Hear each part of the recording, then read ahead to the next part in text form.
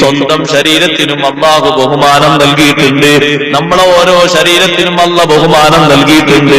സഹോദരന്മാരെ, ആ ബഹുമാനത്തിന്റെ വലിയ തെളിവാണ് നമ്മളിവിടെ മരണപ്പെട്ടാൽ ഭൂമിന്റെ പുറത്ത് നമ്മളെ വെക്കാൻ പാടില്ല. പ്രത്യേകം നമ്മുടെ ശരീരം ആരും മാന്താത്ത രൂപത്തിലുള്ള ഒരു കുഴി കുഴിച്ച്, മൃഗങ്ങളൊന്നും തുഴയാത്ത രൂപത്തിലുള്ള കുഴി കുഴിച്ച് ഭദ്രമായ രൂപത്തിലല്ലേ നമ്മൾ അടക്കം ചെയ്യുന്നത്. അത് മനുഷ്യന് അമ്മ കൊടുത്തൊരു ബഹുമാനമാണ്. മനുഷ്യൻ അവന്റെ സ്വയം ആത്മഹത്യ ചെയ്യുന്നതും തെറ്റാണ്. ചെറിയൊരു ടെൻഷൻ വരുമ്പോഴേക്ക് പിന്നെ അതങ്ങനെ ആളിക്കത്തി പർവ്വതീകരിച്ച് പിന്നെ ജീവിച്ചിട്ട് കാര്യമില്ലാതെ എഴുതി വെച്ച് പെട്ടെന്ന് ആത്മഹത്യ ചെയ്ത് മരണപ്പെടുകയാണ്. ഇമാം ബൈളാവി റളിയല്ലാഹു അൻഹു ഒരു സ്ഥലത്ത് പറഞ്ഞു, ആത്മഹത്യ നിങ്ങൾ ചെയ്യരുത്. കമാ തഫ്അലുഹു ജഹ്ലത്തുൽ ഹിന്ദി, ഇന്ത്യയിലെ പൊട്ടന്മാർ ചെയ്യും പോലെ. ഞാൻ ആത്മഹത്യ ഏറ്റവും തോന്നെ നടക്കുന്നത് ഇന്ത്യയിലാണ്. ഇന്ത്യയിലെ വിവരം കെട്ട ആളുകൾ ചെയ്യും പോലെ നിങ്ങൾ ആത്മഹത്യ ചെയ്യരുത്. ഇമാം ബൈളാവി തങ്ങളെ തഫ്സീറാണ്. ശരിയല്ലേ പറഞ്ഞത്? ഇന്നിപ്പോ അതിന്റെ അവസ്ഥ ഇങ്ങനെ ഓരോ ദിവസം കൂടാണ്. ആത്മഹത്യ, ടെൻഷൻ വന്നാൽ ടെൻഷൻ മാറാൻ വേണ്ടി ദുആ ചെയ്യുക, ദുആഉൽ കർബിൽ മുഴുകുക, ദുആഉൽ കർബ് ചൊല്ലാനും അത് പഠിക്കുക.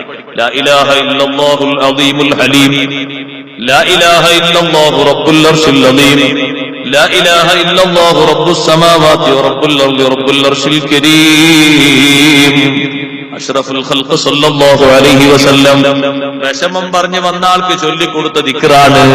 ഇയാളെ വിഷമം നീട്ടി കിട്ടിയതായ പരിഹരിച്ച വിഷയം സന്തോഷം നബി തങ്ങൾ അറിയിച്ചിട്ടുണ്ട്. ആ ദുആഉൽ കർബാ നമ്മൾ ചൊല്ലേണ്ടത്. എന്ത് ടെൻഷൻ വരുമ്പോഴും ഉമ്മമാരെ ചൊല്ലിക്കോ. ഗൾഫിൽ ഭർത്താവിന്റെ ജോലിയിൽ അപകടാവസ്ഥയിലാണ്. ജോലി പിരിച്ചുവിട്ടാൽ ഇവിടെ വന്നാൽ കടമുണ്ട്.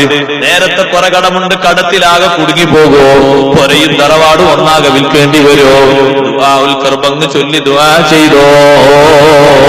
നബി സല്ലല്ലാഹു അലൈഹി വസല്ലം തങ്ങളെ കടം ഉള്ള ആളുകൾ കടത്തിൽ മനം നൊന്ത് മരിക്കാൻ പാടില്ല.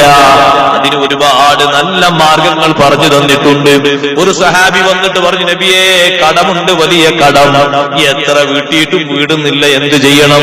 ഹബീബ് സല്ലല്ലാഹു അലൈഹി വസല്ലം പറഞ്ഞൊരു മാർഗം പഠിപ്പിച്ചു തരാം.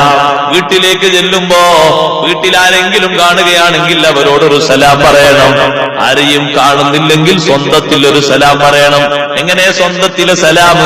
അസ്സലാമു അലൈനാ വഅലാ ഇബാദില്ലാഹി സ്വാലിഹീൻ. പിന്നെ ഒരു പ്രാവശ്യം നിങ്ങൾ ഖുൽ ഹുവല്ലാഹു അഹദ് ഓതുക. വീട്ടിൽ നിന്ന് പുറത്തിറങ്ങി എപ്പോ വീട്ടിൽ കയറി വരുമ്പോഴും നിങ്ങൾ അങ്ങനെ ഓതിക്കോളൂ. കുറച്ച് ദിവസം കഴിഞ്ഞ് വന്നിട്ട് ആ സ്വഹാബി പറഞ്ഞു, കടം മുഴുവനും വീടീ നബിയേ,